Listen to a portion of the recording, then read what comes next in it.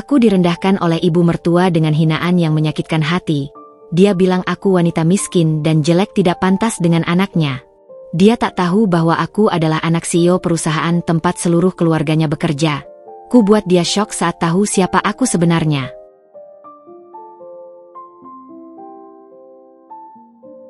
Halo Bunda, selamat datang kembali ya. Semoga Bunda semuanya dalam keadaan sehat dan bahagia ya. Sebelum masuk ke ceritanya, silahkan Bunda-Bunda semuanya absen terlebih dahulu ya. Bunda semuanya dari daerah mana saja yang sudah subscribe, semoga rezekinya lancar ya. Aroma rendang yang seharusnya hangat dan menggugah selera terasa hambar di ujung lidah Alina. Suara denting sendok dan garpu yang beradu dengan piring porselen mahal di ruang makan itu terdengar lebih keras dari biasanya, mengisi keheningan canggung yang menggantung di udara seperti kabut tebal. Ini adalah makan malam bulanan di kediaman mertuanya. Sebuah ritual yang lebih terasa seperti pengadilan daripada pertemuan keluarga. Alina melirik Bima, suaminya, yang duduk di sampingnya. Pria itu memberinya senyum kecil yang menenangkan, seolah berkata, "Sabar, ya, sayang. Sebentar lagi selesai." Senyum itu adalah satu-satunya sumber kehangatan Alina di ruangan yang terasa dingin meski berpendingin udara. Di seberang meja, Ibu Ratih, ibu mertuanya, mengamatinya dengan tatapan tajam yang mampu menguliti mangsanya lapis demi lapis. Tatapannya berhenti pada blus sederhana berwarna krem yang dikenakan Alina.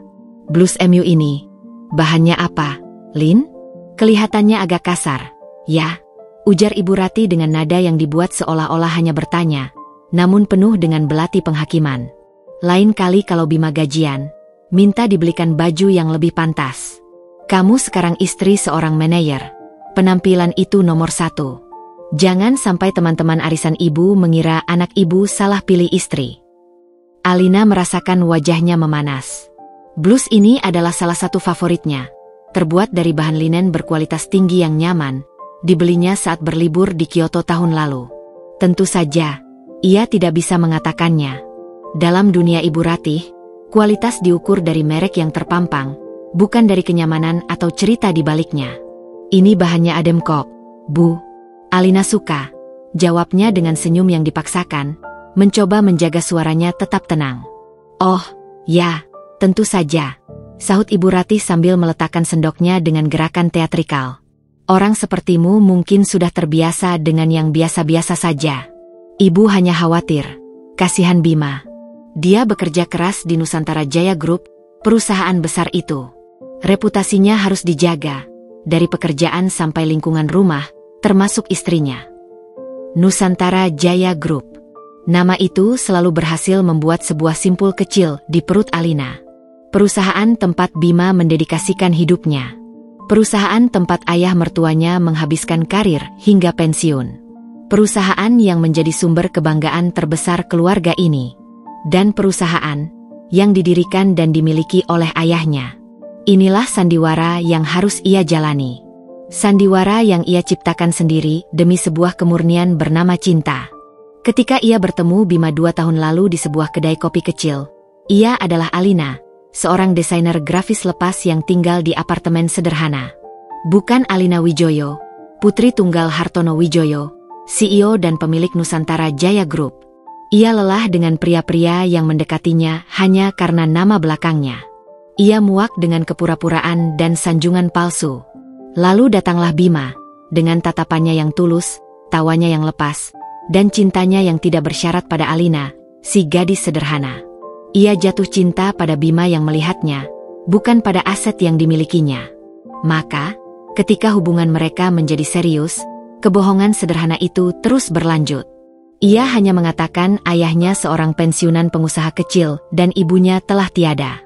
Sebuah cerita latar yang cukup untuk memuaskan rasa penasaran, namun cukup sederhana untuk tidak menarik perhatian. Ayahnya, seorang pria bijaksana, hanya tersenyum saat Alina menceritakan rencananya. "Kebahagiaanmu adalah yang utama, Nak. Ayah percaya padamu. Tapi ingat, setiap pilihan ada konsekuensinya." Begitu pesan ayahnya kala itu. Konsekuensinya kini duduk di hadapannya, menatapnya dengan pandangan merendahkan. "Bima, Apa kamu tidak berpikir untuk mencarikan Alina pekerjaan yang lebih tetap? Ibu Ratih kembali bersuara, mengalihkan targetnya pada putranya. Kerja lepas seperti itu pendapatannya tidak menentu. Bagaimana kalian mau menabung untuk rumah? Masa mau selamanya tinggal di apartemen sempit itu? Keluarga kita ini keluarga terpandang di lingkungan perusahaan. Bima menghela napas pelan. Bu, penghasilan Alina lebih dari cukup. Dan kami bahagia di apartemen kami.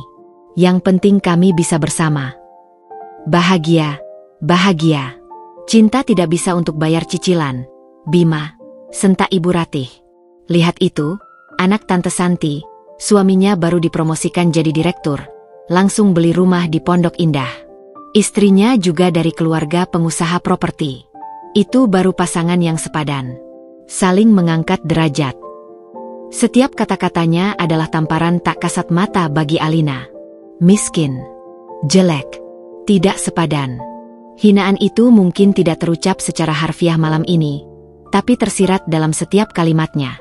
Malam-malam sebelumnya, hinaan itu jauh lebih gamblang. Ia pernah mendengar Ibu Ratih berkata pada salah satu kerabatnya di telepon, mengira Alina tidak mendengar. Anakku itu tampan, karirnya bagus, bisa dapat yang jauh lebih baik. Entah kenapa dia mau sama perempuan biasa, wajah pas-pasan, dari keluarga tak jelas pula. Hati Alina terasa perih mengingatnya. Ia menunduk, menatap nasi di piringnya yang sudah mendingin. Ia melakukan ini semua untuk Bima. Untuk cinta mereka. Ia yakin Bima tulus, dan itu yang menjadi kekuatannya. Tapi setiap kali ia duduk di meja makan ini, kekuatannya terkikis sedikit demi sedikit. Makan malam akhirnya selesai. Selama perjalanan pulang di dalam mobil, Bima menggenggam tangannya erat. Maafkan ibu, ya, Lin, ucapnya pelan, matanya fokus ke jalanan malam yang basah oleh sisa hujan. Ibu tidak bermaksud begitu. Dia hanya terlalu khawatir. Alina menyandarkan kepalanya di bahu Bima, mencari ketenangan dalam aroma tubuh suaminya. Aku tahu, Mas. Aku tidak apa-apa. Bohong. Tentu saja ia tidak apa-apa. Hatinya menjerit. Ada sebagian dari dirinya yang ingin berteriak di depan wajah Ibu Ratih, membongkar semuanya. Memperlihatkan siapa dirinya sebenarnya. Membayangkan ekspresi syok di wajah sombong itu saat mengetahui bahwa wanita miskin yang ia hina setiap saat adalah pewaris tunggal dari perusahaan yang menjadi sumber kebanggaan keluarganya. Tapi ia menahannya. Demi Bima. Demi janji pada dirinya sendiri untuk membangun rumah tangga di atas fondasi cinta, bukan kekayaan. Sesampainya di apartemen mereka yang nyaman, yang oleh Ibu Ratih disebut sempit, Alina langsung menuju balkon. Dari lantai 15, gemerlap lampu kota Jakarta terbentang seperti permadani bintang. Di kejauhan, sebuah gedung pencakar langit berdiri paling megah, dengan logo NJG yang bersinar biru terang di puncaknya. Nusantara Jaya Group. Gedung itu terasa seperti menertawakannya. Alina memejamkan mata, menarik napas dalam-dalam. Ia kuat. Ia bisa melalui ini. Namun sebuah pertanyaan kecil yang menakutkan mulai merayap di benaknya. Sampai kapan ia sanggup menelan semua hinaan ini demi cinta yang begitu ia yakini kebenarannya? Sampai kapan topeng ini harus terus ia kenakan? Beberapa hari berlalu dalam ketenangan yang menipu. Di dalam apartemen mereka yang hangat, Alina dan Bima membangun kembali benteng pertahanan mereka. Mereka memasak bersama, menonton film hingga larut malam, dan berbicara tentang segala hal kecuali makan malam terakhir di rumah Ibu Ratih.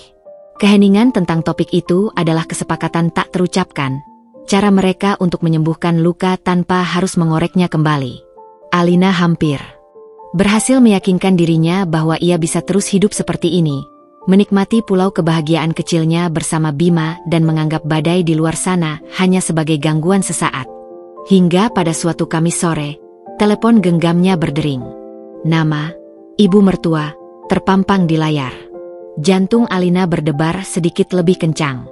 Dengan ragu, ia menjawab, "Halo, Bu. Selamat sore." "Halo, sayang." "Alina, ini ibu."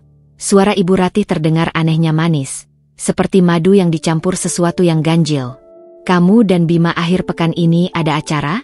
Hari Sabtu besok, ibu mau adakan arisan di rumah. Cuma teman-teman dekat saja. Kamu datang, ya, nak, biar lebih akrab dengan lingkungan ibu. Alina tertegun. Panggilan, nak, itu terdengar sangat asing dan dipaksakan. Ini adalah pertama kalinya ibu mertuanya secara pribadi mengundangnya ke acara sosialnya. Biasanya, Bima yang akan menyampaikan undangan dengan setengah memaksa. Mungkin ini pertanda baik? Mungkin Ibu Ratih akhirnya mencoba untuk menerimanya? Tentu, Bu. Jam berapa acaranya? Tanya Alina. Secercah harapan kecil mulai tumbuh di hatinya. Jam 2 siang. Ya. Dandan yang cantik. Pesan Ibu Ratih sebelum menutup telepon. Ketika Bima pulang kerja malam itu, Alina menceritakan tentang undangan tersebut. Wajah Bima langsung berseri-seri. Benarkah? Wah, ini kemajuan besar. Sayang, aku tahu ibu pada akhirnya akan luluh juga. Dia hanya butuh waktu untuk mengenalmu lebih baik. Melihat antusiasme tulus di mata suaminya, Alina merasa bersalah atas keraguannya. Ia memutuskan untuk membuang jauh-jauh pikiran negatifnya. Ini adalah kesempatan. Ia akan datang dengan hati terbuka, menunjukkan sisi terbaik dirinya. Mungkin ini adalah awal dari gencatan senjata yang selama ini ia dambakan. Hari Sabtu tiba. Alina memilih gaun musim panas selutut berwarna biru pastel yang sopan dan elegan. Ia memoles wajahnya dengan riasan tipis yang menonjolkan kecantikan alaminya. Ia ingin terlihat rapi dan terhormat, tanpa berlebihan. Namun, saat ia dan Bima melangkah masuk ke ruang tamu Ibu Ratih, harapan Alina langsung menguap. Ruangan itu penuh dengan wanita-wanita sosialita yang seolah mengenakan seragam tak resmi, gaun dari desainer ternama, perhiasan yang berkilauan, dan tas-tas bermerek yang berjejer di meja kopi seperti piala.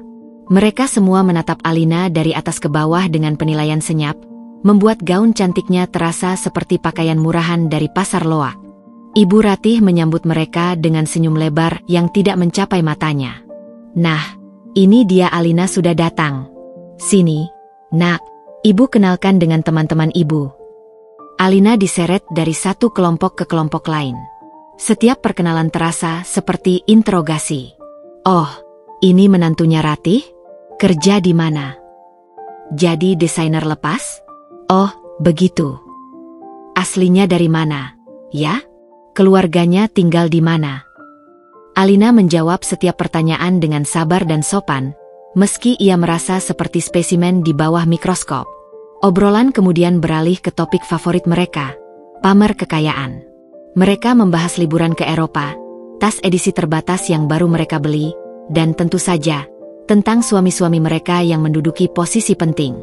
Puncak dari pertunjukan itu terjadi saat nama Nusantara Jaya Group disebut. Suamiku baru saja menandatangani proyek besar di NJG. Loh, Jeng, kata seorang wanita dengan gelang berlian yang menyilaukan mata. Wah, hebat. Perusahaan itu memang luar biasa, sahut yang lain. Apalagi sebentar lagi ada Annual Family Gala, kan? Acara tahunan paling bergengsi.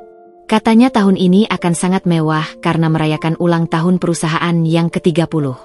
Pak Hartono pasti tidak akan main-main.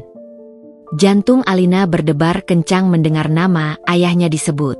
Ibu Ratih mengambil alih panggung dengan bangga. Tentu saja, Bimaku pasti akan hadir.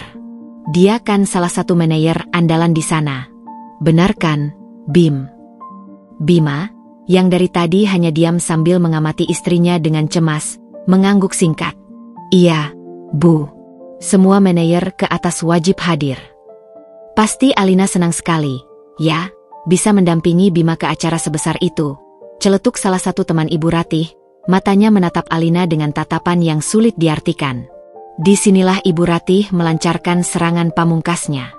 Ia tertawa kecil, tawa yang dibuat-buat dan terdengar kering.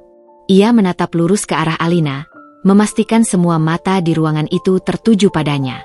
Soal itu, ibu sebenarnya sedang berpikir, katanya dengan nada ringan, seolah sedang membahas cuaca. Acara itu kan isinya para petinggi perusahaan, para pejabat penting dan kolega internasional. Penampilan dan citra itu segalanya. Mungkin, lebih baik kalau tahun ini Bima datang sendiri saja. Seluruh ruangan mendadak sunyi. Kata-kata itu menggantung di udara, tajam dan berbisa. Ibu Ratih melanjutkan, seolah memberikan pukulan terakhir pada Alina yang sudah terhuyung. Bukan apa-apa, Lin. Ini demi kebaikan karir Bima. Kasihankan dia kalau harus membawa pendamping yang mungkin bisa membuatnya canggung. Kamu tahu kan, salah kostum sedikit atau tidak tahu cara bergaul dengan orang-orang kelas atas, bisa jadi bahan omongan. Reputasi Bima taruhannya. Hinaan itu begitu telak, begitu publik, dan begitu kejam.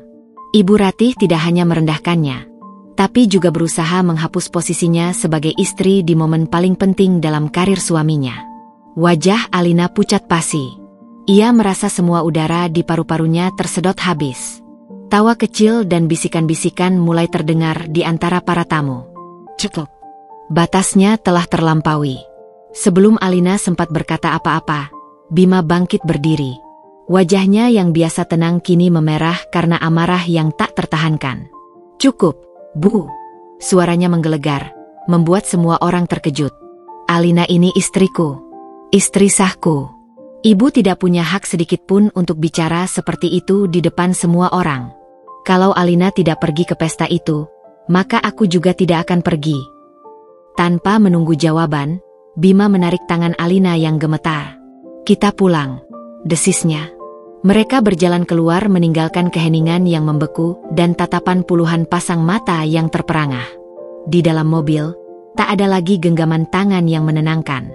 Hanya ada keheningan yang syarat dengan amarah, kekecewaan, dan luka yang menganga. Alina tidak menangis. Rasa sakitnya terlalu dalam untuk air mata.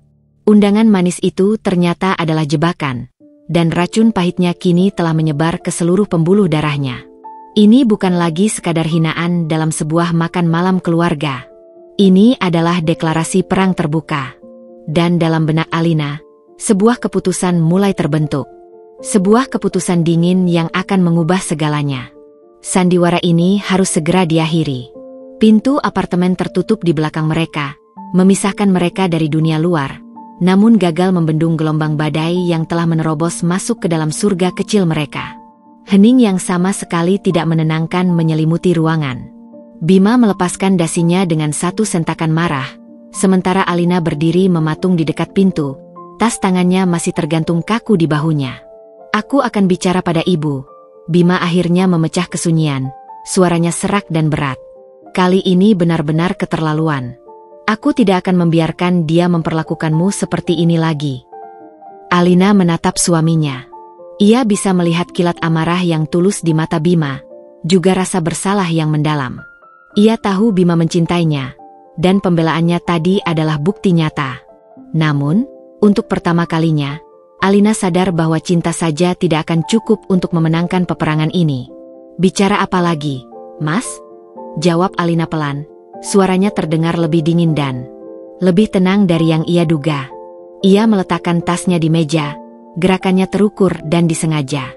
Ibu tidak akan pernah berubah. Pandangannya tentangku sudah terpatri. Kalau begitu kita tidak usah datang ke acara itu, seru Bima, mendekati Alina dan memegang bahunya. Aku tidak peduli dengan pesta atau promosi atau apapun. Yang aku pedulikan hanya kamu. Aku tidak akan membawamu ke tempat di mana kamu bisa disakiti lagi. Inilah yang ia takutkan. Reaksi Bima yang protektif dan penuh cinta, namun justru akan memberikan kemenangan mutlak bagi Ibu Ratih. Mundur dari pertarungan. Bersembunyi. Alina menggeleng pelan, tatapannya bertemu langsung dengan mata Bima. Tidak, Mas. Justru sebaliknya. Kita harus datang. Bima tampak bingung. Apa? Lin, kamu dengar sendiri kan apa kata ibu? Dia sengaja ingin mempermalukanmu. Aku dengar. Dan seluruh teman-temannya juga dengar. Sahut Alina, nadanya tajam. Kalau kita tidak datang, itu artinya ibu menang. Dia berhasil menyingkirkanku. Dia berhasil membuktikan pada semua orang bahwa menantunya ini memang tidak pantas, tidak punya nyali, dan terlalu rendah untuk berada di lingkungan mereka. Apa Mas mau mereka berpikir seperti itu tentang istrimu? Argumen Alina membungkam Bima. Ia belum pernah melihat sisi sekeras ini dari istrinya. Alina yang ia kenal adalah wanita yang lembut, sabar, dan selalu mengalah demi kedamaian. Wanita yang berdiri di hadapannya sekarang memiliki api yang berbeda di matanya. Api yang lahir dari luka yang terlalu dalam. Tapi, sayang. Bima berusaha mencari kata-kata. Aku tidak sanggup melihatmu direndahkan seperti itu. Aku juga tidak sanggup lagi direndahkan, potong Alina. Karena itu aku tidak akan lari. Aku akan datang ke pesta itu sebagai istrimu. Aku akan berdiri di sisimu, dengan kepala tegak. Biarkan mereka melihat bahwa aku tidak terintimidasi oleh kata-kata ibu. Ini bukan lagi tentang menyenangkan mertuanya. Ini tentang harga dirinya. Tentang mempertahankan posisinya bukan hanya di mata dunia, tapi juga di mata dirinya sendiri. Ia sadar, selama ini ia mengenakan topeng kesederhanaan, tapi tanpa sengaja ia juga membiarkan orang lain menginjak-injak harga dirinya. Ia telah membangun baju zirah tak terlihat di sekeliling hatinya, sebuah pertahanan yang lahir dari tekad baru. 2 hari kemudian, sebuah amplop tebal berwarna gading dengan ukiran logo Nusantara Jaya Group berwarna emas tiba di apartemen mereka. Itu adalah undangan resmi Annual Family Gala ke-30. Bima membukanya dengan enggan. Di dalamnya, sebuah kartu yang dicetak indah mencantumkan detail acara, lokasi di ballroom hotel termewah di kota, dan sebuah kalimat yang membuat perut Alina terasa melilit karena ironi. Diselenggarakan oleh Dewan Direksi di bawah pimpinan langsung CEO, Bapak Hartono Wijaya. Nama ayahnya tertera di sana, agung dan berkuasa. Undangan dari ayahnya sendiri, namun ia harus berjuang hanya untuk bisa hadir mendampingi suaminya. Bima meletakkan undangan itu di meja dengan gusar. Aku masih berpikir ini ide yang buruk, Lin, katanya. Alina mengambil undangan itu. Jari-jarinya menelusuri ukiran nama ayahnya. Beri aku waktu, Mas. Aku janji, semuanya akan baik-baik saja. Malam itu, setelah Bima tertidur, Alina duduk sendirian di ruang tengah yang remang-remang. Undangan itu tergeletak di pangkuannya.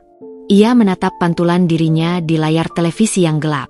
Wajah yang pas-pasan, kata Ibu Ratih. Wanita biasa dari keluarga tak jelas. Selama ini ia berusaha keras menjadi Alina si desainer lepas, hingga ia hampir lupa siapa dirinya sebenarnya. Ia lupa akan kekuatan yang mengalir di darahnya, pendidikan terbaik yang ia terima di luar negeri, dan akses tanpa batas yang ia miliki. Ia sengaja menanggalkan semua itu demi cinta. Tapi sekarang, ia sadar bahwa untuk melindungi cinta itu, ia mungkin harus mengambil kembali sebagian dari identitasnya yang telah lama ia simpan. Bukan untuk pamer, bukan untuk balas dendam, tapi untuk bertahan. Dengan tangan yang mantap, ia mengambil ponselnya. Ia tidak menelepon ayahnya. Belum saatnya. Ia mencari sebuah kontak yang sudah berbulan-bulan tidak ia hubungi. Seseorang dari dunianya yang dulu. Panggilan itu tersambung setelah dering kedua. Halo? Suara seorang wanita yang terdengar profesional dan efisien menjawab dari seberang. Alina menarik napas dalam-dalam, suaranya terdengar asing bahkan bagi telinganya sendiri, lebih tegas dan penuh otoritas. Rina, ini aku, Alina Wijaya, katanya. Aku butuh bantuanmu. Atur sebuah pertemuan untukku dengan beberapa orang. Aku perlu mempersiapkan diri untuk sebuah acara. 2 hari setelah panggilan telepon misterius itu, Alina berdiri di depan pintu sebuah presidential suite di Hotel Mahameru, salah satu hotel bintang 5 termewah di ibu kota. Jantungnya berdebar, bukan karena takut, melainkan karena ini adalah langkah pertamanya kembali ke dunia yang telah lama ia tinggalkan. Ia menarik napas, lalu mengetuk pintu kayu yang berat itu 2 kali. Pintu terbuka dan seorang wanita berusia pertengahan 30-an, dengan setelan kerja yang sempurna dan rambut disanggul rapi, menyambutnya dengan senyum lega dan tatapan penuh hormat. Nona Alina, sapanya dengan suara pelan dan efisien. Silakan masuk. Saya sudah siapkan semuanya. Itu adalah Rina Suryo, asisten eksekutif kepercayaan ayahnya. Rina sudah bekerja untuk keluarga Wijaya selama lebih dari 10 tahun dan lebih dari sekadar karyawan. Ia adalah orang kepercayaan, seorang kakak, dan penjaga rahasia yang paling setia. Panggil Alina saja, Rin. Kita sudah sepakat soal itu, kan? Kata Alina sambil melangkah masuk. Ia tersenyum tipis, mencoba meredakan ketegangan di antara mereka. Rina mengangguk, meski sedikit kaku. Tentu, Alin. Maaf, sudah lama sekali. Suite itu sangat luas, dengan jendela setinggi langit-langit yang menyuguhkan pemandangan kota Jakarta dari ketinggian. Namun, perhatian Alina tidak tertuju pada pemandangan itu. Di tengah ruangan, beberapa rak pakaian berisi gaun-gaun malam yang indah telah ditata rapi. Di sudut lain, seorang pria parubaya yang tampak modis dan seorang wanita dengan kotak rias besar berdiri menunggu dengan sabar. Sesuai permintaanmu, aku memanggil Leo, penata gaya terbaik di kota, dan Muasarah, jelas Rina. Mereka berdua sangat bisa dipercaya. Alina mengangguk pada kedua profesional itu, yang balas mengangguk dengan hormat. Mereka mungkin tidak tahu siapa Alina sebenarnya, tapi panggilan dari Rina Suryo sudah cukup menjadi jaminan. Terima kasih sudah datang, kata Alina. Saya akan menghadiri annual Gala Nusantara Jaya Group. Saya butuh penampilan yang berkesan. Leo, sang penata gaya, tersenyum lebar. Anda datang ke orang yang tepat. Berkesan adalah nama tengah saya. Mari kita lihat, untuk acara sekelas NJG, kita butuh sesuatu yang statement, tapi tetap elegan. Classic with a twist. Selama 2 jam berikutnya, Alina seperti berada di dunia lain. Ia mencoba berbagai gaun hasil karya desainer lokal dan internasional. Ada gaun merah menyala yang glamor, gaun emas yang gemerlap, dan gaun hitam dengan potongan punggung terbuka yang dramatis. Semuanya indah, tapi tidak ada yang terasa tepat. Ini semua terlalu berisik, komentar Alina saat ia menatap pantulan dirinya dalam balutan gaun perak yang penuh payet. Aku tidak ingin berteriak untuk mencari perhatian. Aku ingin perhatian datang dengan sendirinya saat aku masuk ke ruangan. Leo menatapnya sejenak, matanya yang tajam seolah memindai kepribadian Alina. Lalu, ia tersenyum seolah baru saja memecahkan teka-teki. Saya mengerti. Ia berjalan ke ujung rak dan menarik keluar satu gaun terakhir yang tersembunyi di dalam kantong pelindung. Ia membukanya dengan hati-hati. Gaun itu tidak gemerlap. Tidak memiliki potongan yang aneh. Warnanya hijau zamrud gelap, terbuat dari kain sutra satin yang jatuh dengan sempurna, memeluk tubuh tanpa terasa ketat. Potongannya sederhana namun kuat. Leher asimetris yang memperlihatkan satu bahu dan siluet lurus yang mengalir hingga ke lantai. Gaun itu tidak berteriak, ia berbisik. Tapi bisikannya adalah tentang kekuasaan, keanggunan, dan martabat yang tak terbantahkan. Saat Alina mencobanya, semua orang di ruangan itu terdiam. Gaun itu seolah dibuat untuknya. Warna hijaunya menonjolkan kulitnya yang cerah dan membuat matanya tampak lebih bersinar. Itu bukan gaun seorang gadis sederhana. Itu adalah gaun seorang ratu. Ini dia, bisik Alina pada bayangannya di cermin. Ini adalah baju zirahnya. Sementara itu, di apartemen, ia harus memainkan perannya dengan hati-hati. Bima melihat ada yang berbeda dari istrinya. Alina tampak lebih sibuk, sering menerima telepon yang ia jawab dengan suara pelan, dan beberapa kali pergi keluar dengan alasan yang sedikit kabur. Ada proyek besar dari klien lama di Singapura. Mas, jelas Alina suatu sore. Kliennya sangat detail dan punya tim di sini, jadi aku harus beberapa kali bertemu mereka di luar untuk presentasi. Itu adalah kebohongan yang rapi. Cukup dekat dengan pekerjaannya sebagai desainer untuk dipercaya. Bima, dengan cintanya yang penuh, tidak menaruh curiga sedikit pun. Ia justru bangga. Wah, bagus dong, sayang. Semangat, ya. Jangan terlalu lelah, katanya sambil memijat pundak Alina. Ia melihat istrinya tampak lebih bersemangat, lebih fokus. Ia mengira itu karena tantangan pekerjaan baru, tidak menyadari bahwa energi baru itu datang dari persiapan menuju medan perang. Setelah pertemuan di hotel, Rina mengurus semuanya. Gaun itu disimpan di tempat yang aman, bersama dengan sepasang sepatu hak tinggi dari desainer ternama dan satu set perhiasan berlian dan zamrud yang sederhana namun tak ternilai harganya, warisan dari mendiang ibunya. Malam itu, setelah memastikan Bima sudah tidur, Alina berdiri di depan cermin di kamarnya. Ia tidak mengenakan apa-apa selain piyamanya yang biasa. Tapi saat ia menatap matanya sendiri, ia tidak lagi melihat keraguan atau rasa sakit di sana. Ia melihat pantulan dari wanita di cermin hotel tadi. Seorang wanita yang tahu nilainya. Papan catur telah disiapkan. Semua bidak mulai ditempatkan. Dan kali ini, ia tidak akan menjadi pion yang hanya bisa pasrah dimakan lawan. Ia yang akan mengendalikan permainan. 1 minggu sebelum hari H, udara di apartemen terasa semakin padat. Hitung mundur menuju gala dinner terasa seperti hitung mundur sebuah bom waktu. Bima menjadi lebih pendiam dan sering melamun. Alina tahu suaminya sedang berperang di dalam batinnya sendiri, terbelah antara kewajibannya sebagai anak dan komitmennya sebagai suami. Setiap malam, ia akan memeluk Bima, memberinya kekuatan tanpa perlu banyak bicara. Di sisi lain, Alina sendiri justru merasa semakin tenang. Keputusannya telah dibuat, rencananya telah disusun. Yang tersisa hanyalah eksekusi. Kegelisahannya telah berubah menjadi antisipasi yang dingin. Namun, Ibu Ratih rupanya belum selesai. Ia adalah seorang ahli strategi dalam perang psikologis versinya sendiri. Karena gagal menyingkirkan Alina melalui intimidasi publik, ia kini mencoba taktik yang lebih licik, serangan dari dalam. Pada Selasa malam, saat Alina sedang menyelesaikan sebuah proyek desain dan Bima sedang membaca buku di sofa, ponsel Bima berdering. Nama, Ibu, tertera di layar. Bima menatap ponsel itu dengan ragu sebelum akhirnya menjawab dan mengaktifkan mode loudspeaker seperti kebiasaannya saat di rumah. "Halo, Bu," sapa Bima, nadanya datar. "Bima, anakku sayang."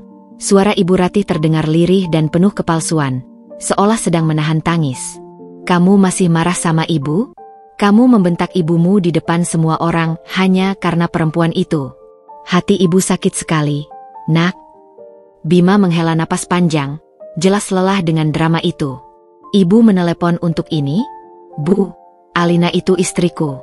"Bukan, perempuan itu." Iya, ibu tahu," sahut Ibu Ratih cepat, mengubah taktik. "Justru karena ibu peduli padamu, makanya ibu melakukan itu. Ibu hanya ingin yang terbaik untuk karirmu. Dan ibu sudah menemukan solusinya supaya kamu tidak malu di acara nanti." Alina menghentikan gerakan tetikus di tangannya. Ia menajamkan pendengarannya. "Solusi? Maksud ibu?" tanya Bima curiga. "Begini," suara Ibu Ratih terdengar bersemangat. "Ibu sudah bicara dengan Tante Lucy, mamanya Citra. Kamu ingat Citra, kan? Yang ayahnya direktur di perusahaan pelayaran itu. Anaknya cantik, pintar, lulusan Australia. Nah, Citra bersedia menemanimu ke gala dinner nanti. Hanya sebagai teman, tentu saja. Supaya citramu sebagai manajer tidak rusak. Dengan begitu, kamu tetap bisa hadir. Dan istrimu, ya, dia tidak perlu merasa tertekan berada di lingkungan yang bukan kelasnya." Hening. Alina merasakan darahnya seolah berhenti mengalir sesaat, lalu berdesir dengan amarah yang membakar. Ibu mertuanya tidak hanya ingin menyingkirkannya, ia ingin menggantikannya. Menempatkan wanita lain di sisinya suaminya pada acara terpenting tahun itu. Hinaan ini jauh melampaui kata-kata miskin atau jelek. Ini adalah serangan langsung terhadap inti pernikahan mereka. Bima terdiam selama beberapa detik, seolah tidak percaya dengan apa yang baru saja ia dengar. Lalu, suaranya keluar, rendah dan bergetar karena amarah yang ditahan. "Apa ibu sudah gila? Bima, jaga bicaramu." "Tidak." Bima berteriak, kini ia berdiri, wajahnya memerah. "Ibu sadar tidak apa yang baru saja ibu katakan? Ibu mau menghancurkan rumah tangga anak ibu sendiri. Bima akan datang ke gala itu dengan satu orang, yaitu Alina, istri Bima. Kalau bukan dia, Bima tidak akan datang sama sekali. Jangan pernah menelepon dan menawarkan hal gila seperti ini lagi." Klik. Bima mematikan sambungan telepon dengan kasar dan melempar ponselnya ke atas sofa. Ia meraup wajahnya dengan kedua tangannya, napasnya terengah-engah. "Ibuku sendiri," bisiknya dengan suara serak, penuh rasa sakit dan ketidakpercayaan. "Ibuku sendiri mencoba mencarikan wanita lain untukku." Alina bangkit dari kursinya, berjalan mendekati Bima dan memeluknya dari belakang. Ia menyandarkan dagunya di bahu suaminya yang bergetar. Rasa sakit karena dihina itu ada, namun kini tertutup oleh lapisan es kemarahan yang membeku dan tekad yang semakin kuat. "Aku di sini, Mas," bisiknya lembut. "Kita hadapi ini bersama."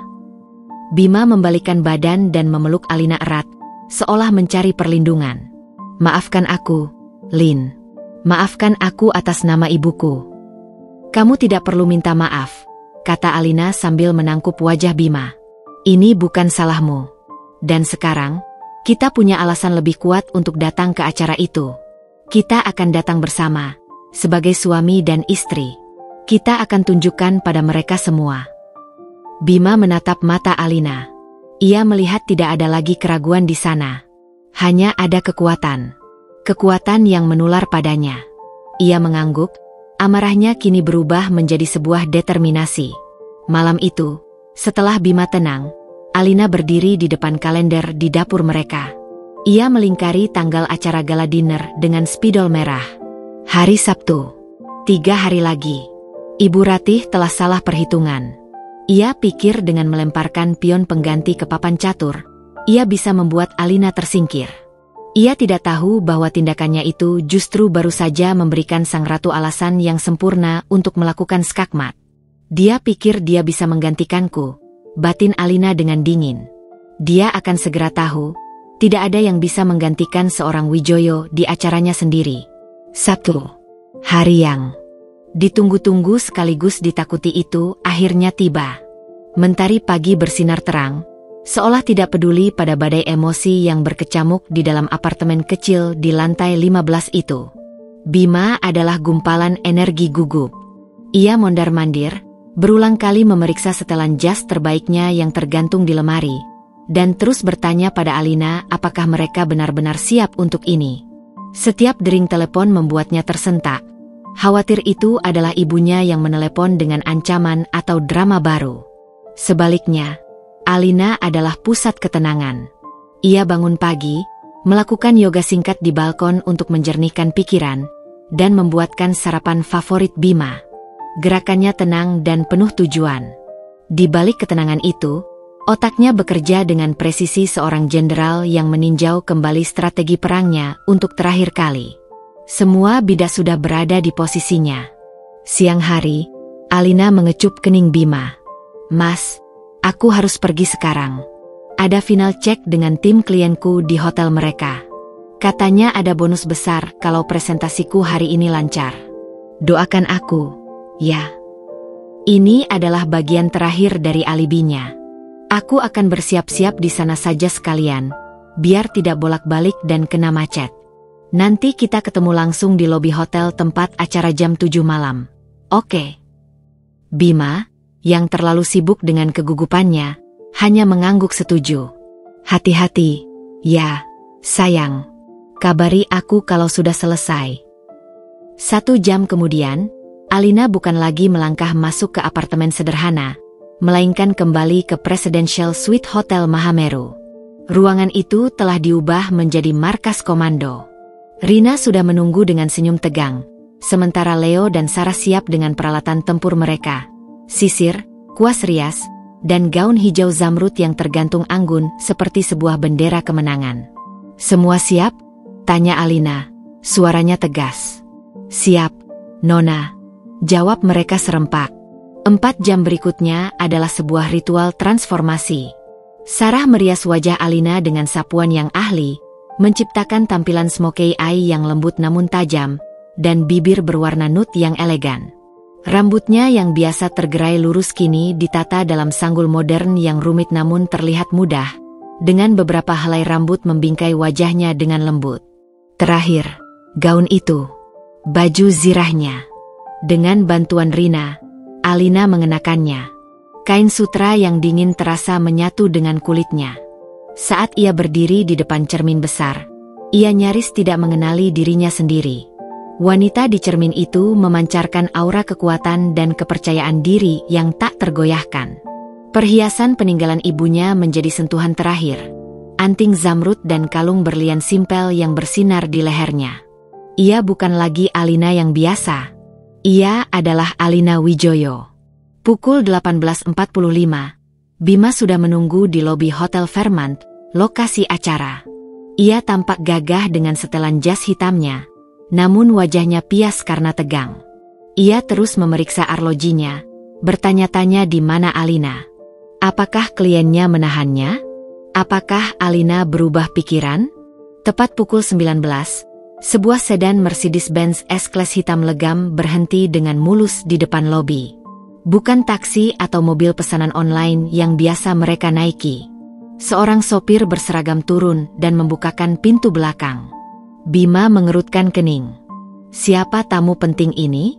Lalu, sepasang kaki jenjang berbalut sepatu hak tinggi berwarna perak melangkah keluar, diikuti oleh siluet gaun hijau zamrud yang berkilauan di bawah cahaya lampu lobi. Saat wanita itu berdiri tegak dan menoleh ke arahnya, napas Bima tercekat di tenggorokannya. Itu Alina. Tapi sekaligus bukan Alina. Rambutnya, wajahnya, cara ia berdiri, semuanya familiar, namun dibingkai dalam kemewahan dan keanggunan yang belum pernah ia lihat seumur hidupnya. Gaun itu memeluk tubuh istrinya dengan sempurna, membuatnya tampak seperti seorang dewi dari negeri dongeng. Perhiasan di leher dan telinganya menangkap cahaya, menciptakan kilau magis di sekelilingnya. Ia berjalan mendekat, dan setiap pasang mata di lobi itu menoleh untuk menatapnya. Bima hanya bisa berdiri mematung, mulutnya sedikit terbuka. "Lin, Alina?" bisiknya saat wanita itu berdiri di hadapannya, suaranya nyaris tak terdengar. Ini benar-benar kamu." Alina tersenyum, senyum lembutnya yang biasa, namun kini ada kilatan kemenangan di matanya. "Kenapa, Mas? Kamu tidak suka?" Bima menggelengkan kepalanya dengan cepat, matanya masih memindai penampilan istrinya dari atas ke bawah dengan takjub. "Suka? Aku bahkan tidak punya kata-kata yang pas. Kamu luar biasa, Lin. Tapi, gaun ini, mobil ini, hadiah bonus dari klienku. Mereka sangat puas dengan hasil kerjaku," jawab Alina lancar, mengulurkan tangannya. "Anggap saja malam ini kita menjadi pangeran dan putri dari negeri dongeng, Mas." Bima menerima uluran tangan Alina, masih setengah tidak percaya. Ia merasa seolah sedang memegang tangan seorang bangsawan. Semua kegugupannya lenyap, digantikan oleh gelombang rasa bangga dan kekaguman yang meluap-luap. Siapapun yang berani merendahkan wanita luar biasa di sampingnya ini pastilah orang buta. "Kalau begitu," kata Bima, suaranya kini mantap dan penuh percaya diri, "ayo kita temui mereka, Putri." Tangan mereka bertaut, bukan hanya sebagai suami istri, tapi sebagai sekutu yang siap berperang. Pintu ballroom yang megah dan berukir emas sudah ada di depan mata. Di baliknya, musik orkestra yang merdu dan ratusan tamu kelas atas telah menunggu. Di baliknya, medan pertempuran telah menanti. Pintu ballroom yang tingginya menjulang itu terbuka, menyingkap lautan manusia dalam balutan tuxedo hitam dan gaun malam yang berkilauan. Aroma parfum mahal bercampur dengan wangi bunga lili yang menghiasi setiap sudut ruangan. Alunan musik klasik dari sebuah string quartet di panggung menjadi latar suara yang elegan. Saat Alina dan Bima melangkah melewati ambang pintu, rasanya seperti ada jeda sesaat dalam alunan musik. Beberapa pasang mata yang paling dekat dengan pintu masuk menoleh, lalu tatapan mereka terpaku. Bisikan-bisikan mulai merambat dari satu meja ke meja lain, seperti riak air yang menyebar dari sebuah batu yang dijatuhkan ke kolam yang tenang. "Siapa itu? Aku tidak pernah melihatnya sebelumnya. Cantik sekali. Gaunnya itu seperti karya desainer ternama. Lihat pria di sampingnya. Itu kan Bima dari divisi pemasaran? Manajer yang sedang naik daun itu." Bima merasakan puluhan tatapan menusuk ke arah mereka. Biasanya, ini akan membuatnya canggung dan gugup. Tapi malam ini, dengan tangan Alina yang menggenggamnya erat, ia merasa berbeda. Ia merasa seolah sedang mengawal seorang ratu. Ia menegakkan bahunya, tatapannya lurus ke depan, membalas setiap pandangan dengan kepercayaan diri yang baru ia temukan. Mereka berjalan perlahan menuju area tengah, mencari meja yang telah ditentukan untuk divisi mereka.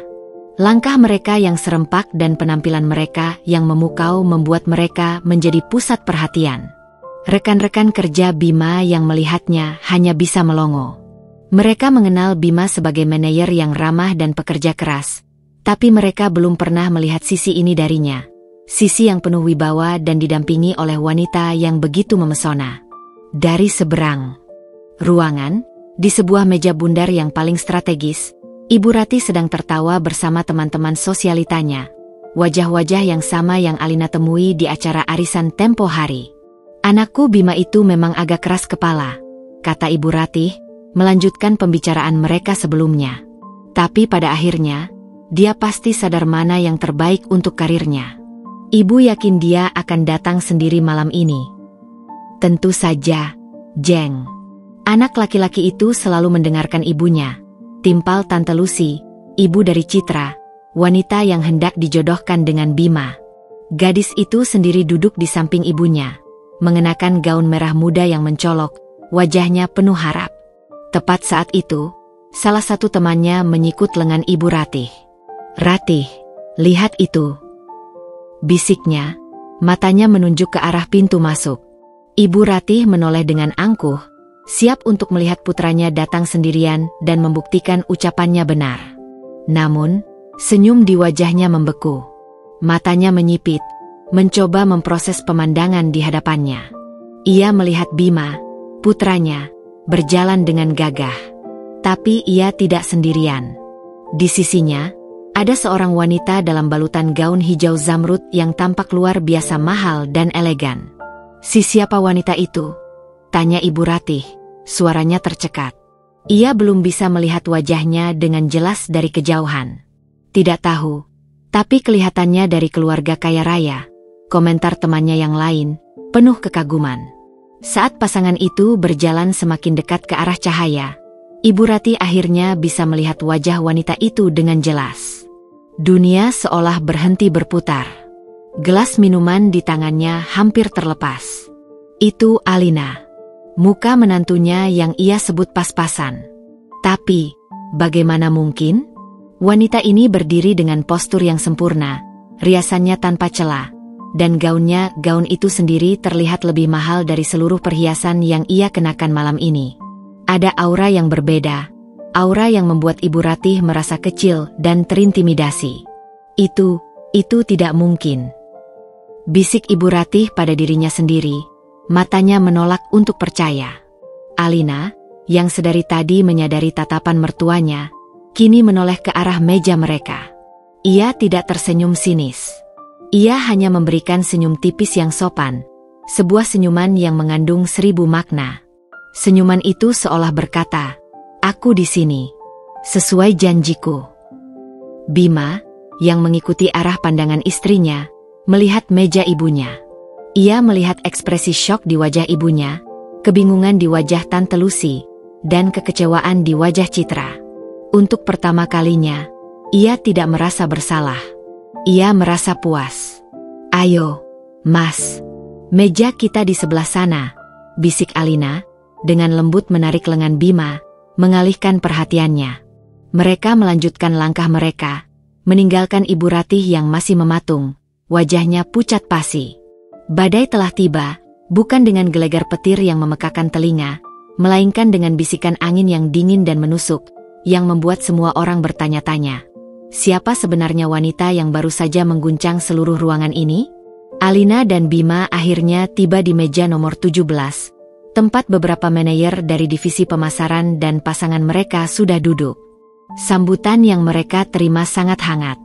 "Bima, akhirnya kau datang juga," sapa Rian, salah satu kolega terdekat Bima.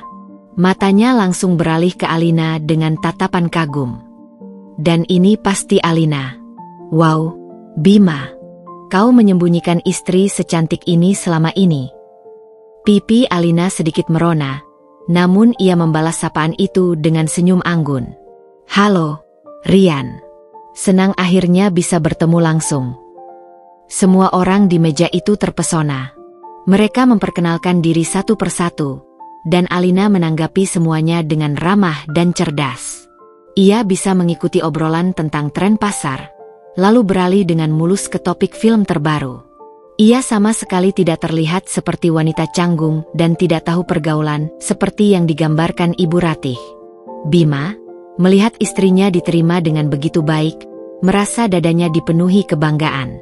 Namun, kedamaian itu tidak berlangsung lama. Dari sudut matanya, Alina melihat 3 sosok mendekat.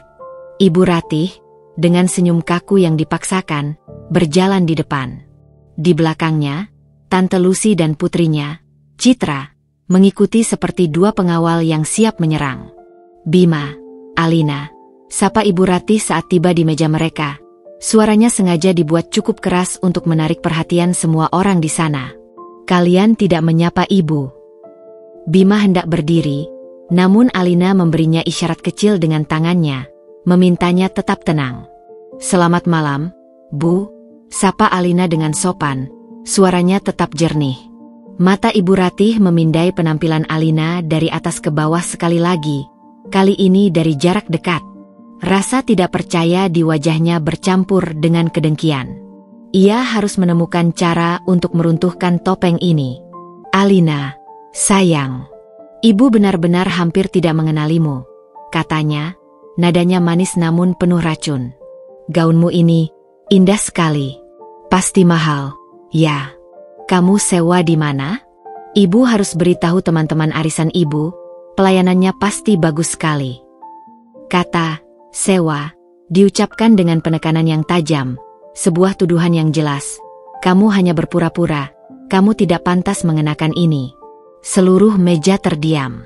Ini jelas sebuah serangan. Namun, Alina tidak goyah. Ia justru tersenyum lebih lebar. Senyum yang tulus namun memiliki ketajaman baja. Oh, terima kasih atas pujiannya, Bu. Tapi ini bukan gaun sewaan. Kok, ini hadiah. Saya senang Ibu memperhatikannya. Jawaban yang tenang dan elegan itu membuat Ibu Ratih tampak picik. Gagal di serangan pertama, ia menjadi semakin nekat. Ia menoleh pada atasan Bima, Pak Dirga, yang duduk di ujung meja. Pak Dirga, maaf ya kalau menantu saya ini mungkin agak canggung malam ini, katanya dengan nada merendahkan. Dia tidak terbiasa dengan acara besar seperti ini. Makanya tadi saya sudah siapkan teman alternatif untuk Bima, Nona Citra ini. Ia menunjuk pada gadis di belakangnya, supaya Bima tidak sendirian. Ini adalah pelanggaran etika sosial yang luar biasa. Membicarakan masalah keluarga dan menjelek-jelekkan menantu di depan atasan putranya adalah sebuah langkah bunuh diri. Pak Dirga tampak sangat tidak nyaman. Sebelum Alina sempat merespons, Bima yang sudah tidak tahan lagi angkat bicara. Suaranya dingin dan tegas. Ibu, saya rasa cukup. Tamu-tamu saya di sini tidak perlu mendengar masalah internal keluarga kita, katanya, matanya menatap tajam pada ibunya. Lalu ia menoleh ke sekeliling meja. Bapak, Ibu sekalian, mohon maaf atas gangguannya. Kenalkan sekali lagi, ini Alina, istri saya. Satu-satunya pendamping saya malam ini dan untuk selamanya. Deklarasi Bima yang tegas dan penuh cinta itu menjadi pukulan telak bagi Ibu Ratih. Wajahnya memerah karena malu dan marah. Saat suasana menjadi sangat canggung, Citra, dalam usahanya untuk meredakan situasi, atau mungkin untuk pamer, mencoba mengalihkan perhatian ke perhiasan Alina. Wah, antingnya cantik sekali, Tante, celotehnya, menunjuk pada anting zamrud di telinga Alina. Modelnya klasik, mirip seperti koleksi vintage dari desainer perhiasan Van Cleef Arpels yang harganya bisa miliaran itu, ya? Tapi harus saya akui, replikanya dibuat dengan sangat bagus. Hampir tidak kelihatan bedanya. Itulah paku terakhir di peti mati mereka. Serangan pamungkas yang mereka pikir akan membongkar. Kepalsuan Alina. Alina menoleh pada Citra. Untuk pertama kalinya malam itu, senyumnya sedikit memudar, digantikan oleh ekspresi tenang yang hampir mustahil dibaca. Ia dengan anggun menyentuh antingnya. Terima kasih atas pujiannya, katanya dengan suara pelan namun terdengar jelas oleh semua orang di meja itu. Saya tidak tahu kalau ada yang membuat replikanya. Setahu saya, Koleksi ini hanya dibuat sepasang di dunia. Ini asli, peninggalan dari almarhumah ibu saya. Sebuah bom keheningan meledak di meja itu. Kata-kata, asli, sepasang di dunia, dan peninggalan, bergema di udara. Itu bukan lagi tentang uang atau merek. Itu tentang warisan, tentang status kelahiran, tentang old money yang tak terbantahkan. Sesuatu yang tidak akan pernah bisa dibeli oleh Ibu Ratih atau Tante Lucy dengan tas Hermes terbaru mereka. Wajah Citra pucat pasi karena malu. Tante Lucy ternganga. Dan Ibu Ratih, ia menatap Alina seolah baru melihat hantu. Hantu dari dunia kelas atas yang sesungguhnya. Dunia yang selama ini hanya bisa ia impikan untuk masuki. Ia telah kalah. Bukan dengan teriakan atau perdebatan, tapi dengan sebuah fakta yang disampaikan dengan keanggunan yang mematikan. Tanpa berkata apa-apa lagi, Ibu Ratih berbalik dan berjalan cepat meninggalkan meja itu, diikuti oleh dua dayangnya yang tampak sama hancurnya. Pertarungan pertama telah dimenangkan. Dan Alina bahkan belum mengeluarkan senjata utamanya. Setelah kepergian Ibu Ratih yang dramatis, keheningan canggung di meja 17 pecah saat Pak Dirga, atasan Bima, berdeham pelan. Ia menatap Alina dengan ekspresi yang merupakan campuran antara rasa maaf dan kekaguman yang tulus. Ibu Alina, saya atas nama pribadi mohon maaf atas ketidaknyamanan yang baru saja terjadi, ujarnya dengan nada hormat yang jelas. Anda menanganinya dengan keanggunan yang luar biasa. Istri Pak Dirga menimpali dengan senyum hangat. Benar sekali. Bima, kamu sangat beruntung. Istrimu ini adalah permata. Pujian-pujian tulus mulai mengalir dari seluruh penjuru meja. Mereka tidak lagi melihat Alina sebagai istri Bima yang cantik, melainkan sebagai seorang wanita dengan kepribadian yang kuat dan kelas yang tak terbantahkan. Serangan Ibu Ratih justru menjadi bumerang yang telak, mengangkat citra Alina ke level yang jauh lebih tinggi di mata semua kolega penting Bima. Alina tersenyum dengan rendah hati. Terima kasih, Bapak, Ibu. Mohon jangan terlalu dipikirkan. Mari kita nikmati malam yang indah ini. Dengan beberapa kalimat, ia berhasil mengalihkan pembicaraan kembali ke topik yang ringan, mencairkan suasana seolah tidak pernah terjadi apa-apa. Bima menatap istrinya dengan pandangan yang sama sekali baru.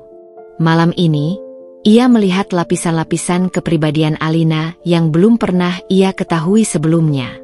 Kekuatan, kecerdasan, dan ketenangan di bawah tekanan. Rasa cintanya semakin dalam, kini bercampur dengan rasa takjub yang luar biasa. Siapa sebenarnya wanita yang ia nikahi ini? Di seberang ruangan, Ibu Ratih kembali ke mejanya dengan wajah merah padam. Ia membanting tas tangannya ke kursi kosong di sebelahnya.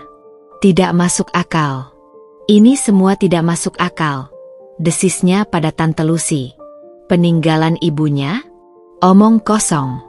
Keluarga macam apa dia sampai punya perhiasan seperti itu? Pasti dia mengarang cerita untuk membuat kita malu. Tapi, Ratih, cara dia bicara tadi sangat meyakinkan, bisik Tante Lucy. Tampak ciut. Dia itu penipu, tuduh Ibu Ratih, matanya yang marah melesat ke arah Alina. Dia sudah menipu anakku, dan sekarang dia mencoba menipu kita semua. Lihat saja, aku akan membongkar semua kebohongannya malam ini juga. Pikirannya berpacu, mencoba mencari celah, mencari senjata lain untuk menyerang. Kebenciannya telah membutakannya dari logika, mendorongnya ke tepi jurang keputusasaan. Tiba-tiba, lampu ballroom sedikit meredup. Alunan musik orkestra berhenti, digantikan oleh suara MC yang menggema di seluruh ruangan.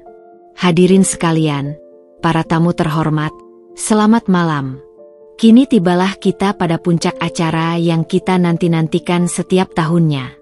Sebuah kehormatan bagi kita semua untuk mendengarkan pidato tahunan dari pendiri, pemimpin, dan nahkoda dari kapal besar bernama Nusantara Jaya Group.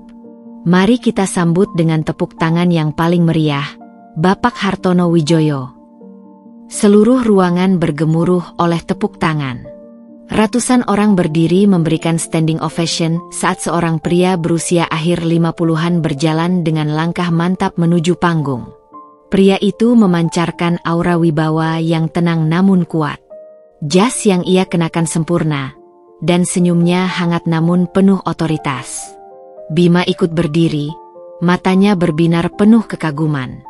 Luar biasa, bisiknya pada Alina. Bisa melihat Pak Hartono dari dekat seperti ini adalah sebuah kehormatan besar. Ibu Ratih menatap ke panggung dengan pandangan memuja. Itulah puncak dunia yang ia dambakan. Itulah simbol kesuksesan mutlak. Rasa frustrasinya semakin menjadi-jadi karena di malam sepenting ini, rencananya justru hancur berantakan. Hanya Alina yang tetap duduk tenang di kursinya. Matanya terpaku pada sosok pria di atas panggung. Ia tidak melihat seorang CEO legendaris. Ia melihat ayahnya. Ia melihat cara ayahnya memperbaiki posisi kacamatanya sesaat sebelum berbicara. Sebuah kebiasaan kecil yang sangat ia kenal. Ada kerinduan dan kebanggaan yang hangat menjalari hatinya. Pak Hartono berdiri di podium, menunggu tepuk tangan mereda. Ia menatap ke seluruh penjuru ruangan, tatapannya menyapu setiap wajah dengan penghargaan. Lalu, ia memulai pidatonya. Selamat malam, keluarga besar Nusantara Jaya Group. Suaranya yang berat dan menenangkan memenuhi ballroom. Malam ini, saat kita merayakan 3 dekade perjalanan perusahaan kita, saya tidak hanya ingin berbicara tentang angka, laba, dan pencapaian. Semua itu penting, tapi itu bukan jantung dari perusahaan ini. Ia berhenti sejenak, membiarkan kata-katanya meresap. Matanya seolah mencari sesuatu di antara kerumunan. Malam ini, saya ingin berbicara tentang keluarga. Satu kata itu menggantung di udara, syarat dengan makna. Bagi Bima, itu adalah pengingat akan konflik yang sedang ia hadapi. Bagi Ibu Ratih, itu adalah ironi yang menyakitkan. Dan bagi Alina, itu adalah sebuah sinyal. Pertunjukan utama akan segera dimulai. Kata, keluarga, yang diucapkan Pak Hartono menggema di seluruh ballroom. Alina bisa merasakan Bima di sampingnya sedikit menegang. Sementara di seberang ruangan, ia melihat bahu Ibu Ratih yang kaku karena amarah. Pak Hartono melanjutkan pidatonya. Suaranya hangat dan penuh karisma. Keluarga adalah fondasi. Almarhumah istri saya selalu mengajarkan bahwa perusahaan yang hebat dibangun di atas nilai-nilai keluarga. Kepercayaan, integritas, kerja keras, dan kerendahan hati. Nilai-nilai itulah yang saya pegang teguh, dan nilai-nilai itulah yang harus diwariskan. Ia berhenti, tatapannya menyapu para manajer muda di barisan depan. Perusahaan ini tidak akan selamanya dipimpin oleh saya. Regenerasi adalah sebuah keniscayaan. Sudah saatnya saya mempersiapkan generasi penerus. Seseorang yang tidak hanya akan mewarisi saham dan jabatan, tetapi yang paling penting, mewarisi jantung dan jiwa dari Nusantara Jaya Group. Mendengar kata, generasi penerus, bisik-bisik spekulasi mulai terdengar di antara para tamu. Siapakah yang akan ditunjuk? Bagi Ibu Ratih, kata-kata itu adalah pemicu. Pikirannya yang sudah kalut oleh amarah dan rasa malu menemukan sebuah kesimpulan yang gila. Ia melihat Alina, wanita yang ia yakini sebagai penipu ulung. Ia melihat gaunnya, perhiasannya, dan ketenangannya yang misterius. Ia yakin wanita itu adalah seorang social climber berbahaya yang punya agenda tersembunyi. Mungkin mengincar salah satu direktur atau bahkan Pak Hartono sendiri. Dalam kepalanya, ia merasa punya kewajiban untuk menyelamatkan perusahaan yang menjadi sumber kebanggaan keluarganya. Didorong oleh keputusasaan dan keangkuhan, Ibu Ratih melakukan hal yang tak terpikirkan. Ia bangkit berdiri. Maaf, Pak Hartono. Maaf saya mengganggu pidato Bapak yang terhormat. Serunya dengan suara melengking yang memecah keheningan. Seluruh ruangan, termasuk Pak Hartono di atas panggung, menoleh ke arahnya dengan kaget. Musik pengiring yang lembut langsung berhenti. Bima, dengan wajah pucat karena ngeri, mencoba menarik lengan ibunya. "Bu, apa yang ibu lakukan? Duduk." Tapi Ibu Ratih menepis tangan anaknya. Kini, semua perhatian tertuju padanya. Ia merasa ini adalah panggungnya. Bapak bicara tentang nilai dan integritas. Lanjutnya, jarinya yang gemetar menunjuk lurus ke arah Alina di meja 17. "Bapak harus tahu, ada seorang penipu di ruangan ini. Seorang ular." Semua orang mengikuti arah telunjuknya dan menatap Alina. "Wanita itu," teriak Ibu Ratih. "Dia telah menipu anak saya, Bima. Selama ini dia mengaku miskin dan berasal dari keluarga biasa. Tapi lihat dia malam ini. Dia datang memakai gaun dan perhiasan yang harganya mungkin miliaran. Dari mana uangnya kalau bukan dari hasil menipu? Dia pasti punya niat buruk. Mungkin dia mata-mata dari perusahaan saingan. Atau lebih buruk lagi, seorang wanita penggoda yang ingin menghancurkan citra perusahaan ini. Saya minta Bapak bertindak tegas." Tuduhan yang begitu berat dan dilontarkan di forum sepenting itu membuat seluruh hadirin ternganga. Bima merasa ingin bumi menelannya saat itu juga. Ia hanya bisa menatap ibunya dengan ngeri. Di atas panggung, Pak Hartono tidak terlihat marah. Ekspresinya sulit dibaca. Ia hanya menatap Ibu Ratih dari balik kacamatanya. Lalu tatapannya beralih ke Alina, yang duduk diam dengan ekspresi tenang namun sedih. Keheningan yang mencekam menyelimuti ballroom selama beberapa detik. Lalu, Pak Hartono berbicara kembali ke mikrofon. Suaranya tenang namun mengandung beban yang berat. "Ibu, boleh saya tahu nama Anda?" Ibu Ratih menegakkan dadanya dengan bangga, merasa telah melakukan hal yang benar. "Saya Ratih, Pak. Ibunda dari Bima Aditama, salah satu manajer terbaik yang Bapak miliki." Pak Hartono mengangguk pelan. "Baik, Ibu Ratih," katanya, dan kini suaranya berubah menjadi dingin seperti es. "Anda baru saja melakukan 2 kesalahan yang sangat besar malam ini. Pertama, Anda berani menginterupsi pidato saya. Kedua, dan ini yang paling fatal, Anda baru saja menghina putri saya." "Putri saya." 2 kata itu jatuh seperti bom atom di tengah keheningan. Sebuah napas kolektif tertahan di seluruh ruangan. Ibu Ratih membeku. Wajahnya yang tadi penuh percaya diri kini berubah menjadi kanvas kebingungan dan ketakutan. Apa maksud Bapak?" Pak Hartono tidak menjawab. Sebagai gantinya, ia melakukan sesuatu yang mengejutkan semua orang. Ia turun dari panggung, masih memegang mikrofon nirkabel di tangannya. Lampu sorot secara otomatis mengikutinya. Ia berjalan lurus, melewati para direktur di barisan depan, melewati para manajer senior, langsung menuju meja nomor 17. Ratusan pasang mata mengikutinya. Ia melewati Bima yang duduk mematung seperti patung lilin. Ia berhenti tepat di samping kursi Alina. Dengan gerakan yang penuh kasih sayang seorang ayah, ia meletakkan tangannya di bahu Alina. Ia mengangkat mikrofon ke bibirnya. Suaranya kini bergema dengan kekuatan dan cinta yang tak terbantahkan. "Hadirin sekalian, keluarga besar Nusantara Jaya Group. Tadi saya berbicara tentang generasi penerus yang akan mewarisi jantung dan jiwa perusahaan ini. Izinkan saya untuk memperkenalkannya secara resmi kepada Anda semua malam ini." Ia menatap putrinya dengan bangga. "Namanya Alina Wijoyo. Putri saya satu-satunya. Dan pewaris dari semua yang telah saya bangun." Dunia seolah meledak dalam keheningan. Bima menatap istrinya, lalu menatap pria yang selama ini ia puja dari kejauhan, lalu kembali ke istrinya. Kepingan-kepingan puzzle yang aneh, gaun indah, perhiasan warisan, ketenangan yang luar biasa. Semuanya kini menyatu dalam sebuah gambaran yang mustahil namun nyata. Dan Ibu Ratih. Darah seolah tersedot habis dari wajahnya. Kekuatan di kakinya lenyap.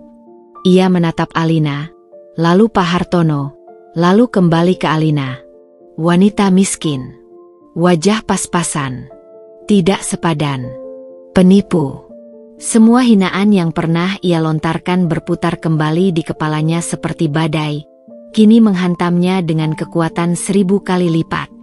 Dunia Ibu Ratih tidak lagi berputar.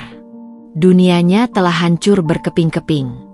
Hening yang tadinya mutlak kini pecah menjadi ribuan bisikan yang berdengung seperti sarang lebah yang diganggu. Ratusan pasang mata tidak lagi menatap panggung, melainkan terpaku pada meja nomor 17, pusat gempa yang baru saja mengguncang dunia mereka. Alina Wijoyo, putri Pak Hartono, pewaris tahta NJG.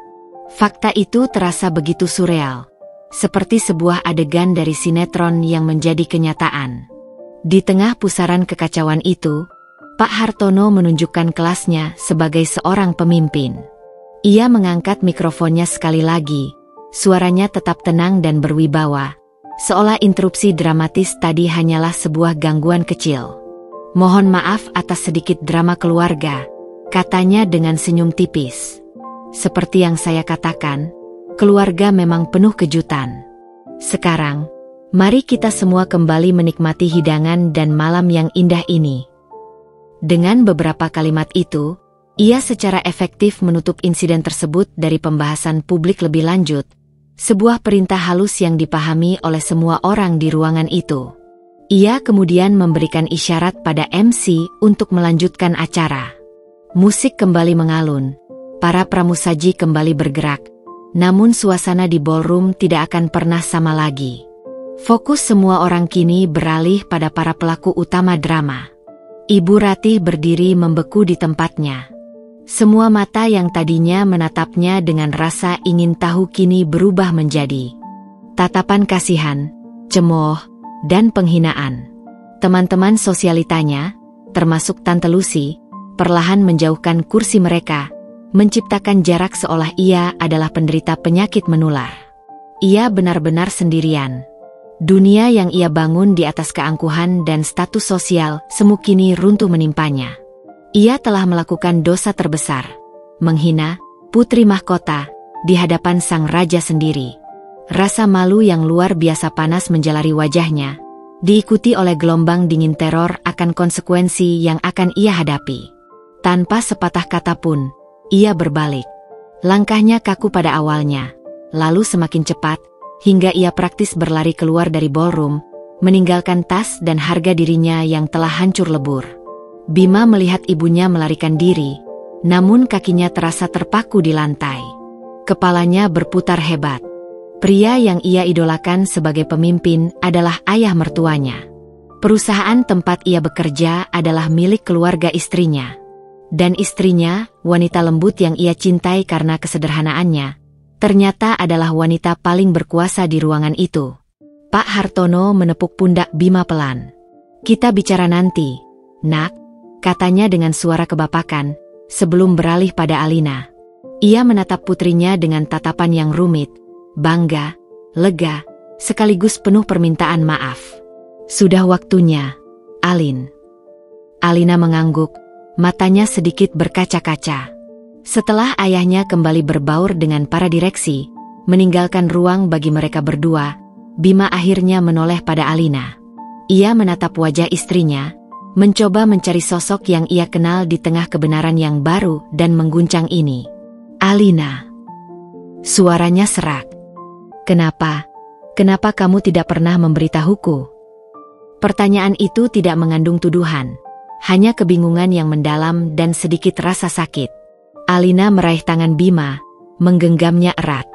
Ia menatap lurus ke mata suaminya, menunjukkan semua kejujuran dan kerapuhan yang ia miliki. "Karena aku lelah menjadi Alina Wijoyo," bisiknya. "Aku lelah dengan orang-orang yang mendekat karena nama belakangku, bukan karena diriku. Aku hanya ingin sekali saja dalam hidupku, menemukan seseorang yang tulus mencintai Alina, si desainer biasa yang kadang ceroboh dan suka kopi pahit. Aku ingin dicintai apa adanya, persis seperti caramu mencintaiku, Mas. Air mata akhirnya menetes di pipi Alina. Saat bersamamu, aku merasa cukup. Aku tidak butuh menjadi seorang Wijoyo. Dan aku sangat takut kalau kamu tahu, semuanya akan berubah. Bima menatap tangan mereka yang bertaut. Ia mengingat kembali semua momen mereka. Pertemuan pertama mereka yang canggung, kencan pertama mereka di warung soto pinggir jalan, lamarannya yang sederhana di apartemen mereka. Ia tidak jatuh cinta pada seorang pewaris. Ia jatuh cinta pada Alina. Kebenaran dari kata-kata istrinya menghantamnya dengan telak. Inilah ujian yang selama ini Alina jalani dalam diam. Dan ia, tanpa sadar, telah membuktikan ketulusan cintanya. Semua kebingungan dan keterkejutan di dalam dirinya perlahan mereda, digantikan oleh satu emosi yang paling kuat, cinta. Ia menarik Alina ke dalam pelukannya, membenamkan wajahnya di rambut istrinya yang wangi. Ia memeluknya erat di tengah ratusan pasang mata yang masih mengawasi mereka, menciptakan dunia kecil mereka sendiri.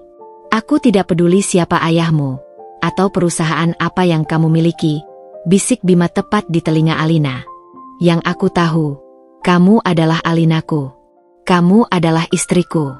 Dan itu tidak akan pernah berubah. Alina menangis dalam pelukannya, bukan karena sedih, tapi karena lega. Di tengah badai setelah petir, fondasi pernikahan mereka yang diuji habis-habisan, ternyata tidak retak. Justru, fondasi itu kini menjadi lebih kuat dari baja. Perjalanan pulang dari pesta terasa seperti mimpi.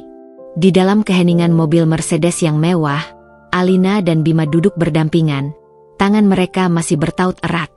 Tak ada yang bicara. Kata-kata terasa tidak perlu.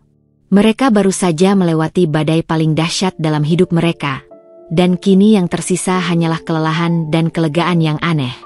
Gemerlap lampu kota yang mereka lewati seolah menjadi saksi bisu dari perubahan takdir mereka.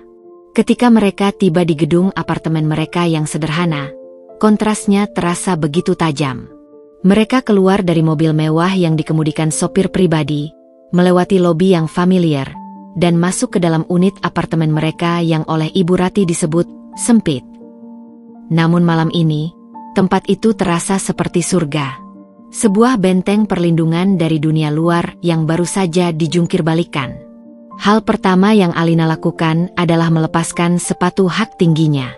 Ia kemudian masuk ke kamar dan keluar beberapa menit kemudian, sudah mengenakan kaos oblong dan celana piyama yang nyaman. Ia telah menanggalkan baju zirahnya. Di hadapan Bima kini berdiri Alina yang ia kenal, Alina yang ia cintai. Bima memperhatikannya dalam diam. Pikirannya masih mencoba menyusun ulang realitas. Istrinya, pewaris Nusantara Jaya Group.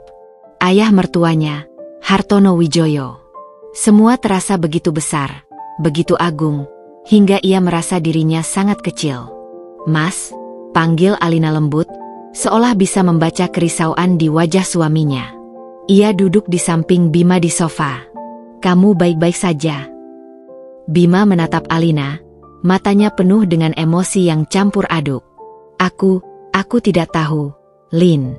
Aku bahagia karena tidak ada lagi rahasia di antara kita. Tapi di saat yang sama, aku merasa seperti penipu. Alina mengerutkan kening. Penipu? Kenapa?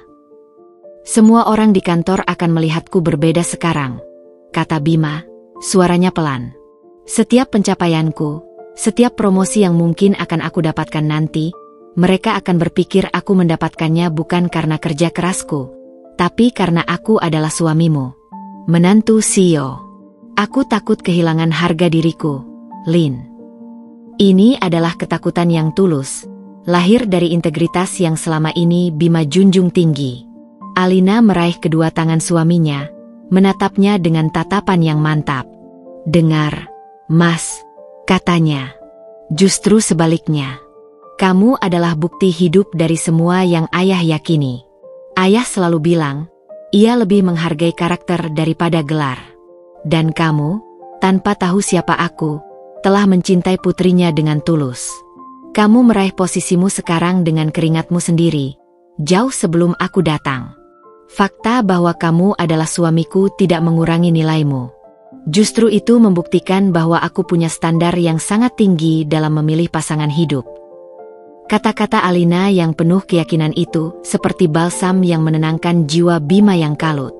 Tepat saat itu, ponsel Bima bergetar. Nama, ayah, tertera di layar. Dengan ragu, ia menjawabnya. Halo, Yah. Bima. Nak, suara ayahnya, Pak Aditama, terdengar tenang dan lelah di seberang sana. Ayah tidak akan lama. Ayah hanya ingin bilang, ayah sudah bersama ibumu. Bima terdiam, menunggu. Dia sangat terguncang dan malu. Ayah sudah bicara dengannya. Atas nama ibumu, dan atas nama keluarga kita, ayah minta maaf yang sebesar-besarnya pada Alina. Tolong sampaikan padanya. Suara Pak Aditama terdengar tulus. Beri ibumu waktu, nak. Biar ayah yang urus sisanya. Baik, Yah. Terima kasih, jawab Bima lega. Setidaknya, ayahnya adalah sosok yang bijaksana. Setelah menutup telepon, Bima merasa beban di pundaknya sedikit terangkat. Ia menoleh pada Alina. Ayahku minta maaf atas nama ibu. Alina mengangguk mengerti. Ia tidak menyimpan dendam, hanya kesedihan atas apa yang telah terjadi. Besok, kata Alina pelan, ayah ingin bertemu dengan kita. Makan siang di rumahnya. Dia ingin bertemu denganmu secara resmi, sebagai menantunya. Undangan itu terasa berat dan penuh makna. Ini adalah langkah pertama mereka memasuki dunia yang baru. Dunia di mana Bima bukan lagi hanya seorang manajer. Dan Alina bukan lagi hanya seorang desainer lepas. Dunia mereka telah berubah selamanya.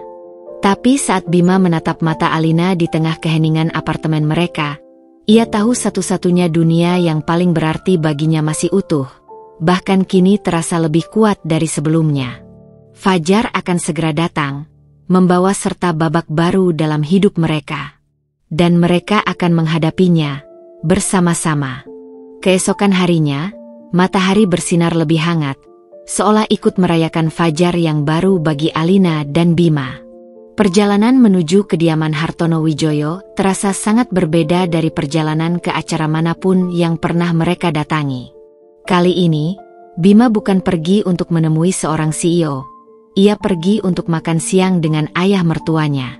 Kecanggungan dan rasa gugup yang ia rasakan semalam kini telah berganti menjadi sebuah antisipasi yang tenang. Mobil yang dikirim untuk menjemput mereka berbelok dari jalan raya utama ke sebuah kawasan perumahan tua yang rindang dan asri di bilangan Kebayoran Baru. Tidak ada gerbang mencolok atau pilar-pilar raksasa. Rumah Pak Hartono tersembunyi di balik pepohonan hijau yang lebat dan pagar tanaman yang terawat rapi. Saat mereka melangkah masuk, Bima terpana. Ini bukanlah istana megah yang penuh dengan pualam dan emas seperti yang ia bayangkan. Rumah itu sangat luas, tentu saja, namun suasananya begitu hangat dan bersahaja.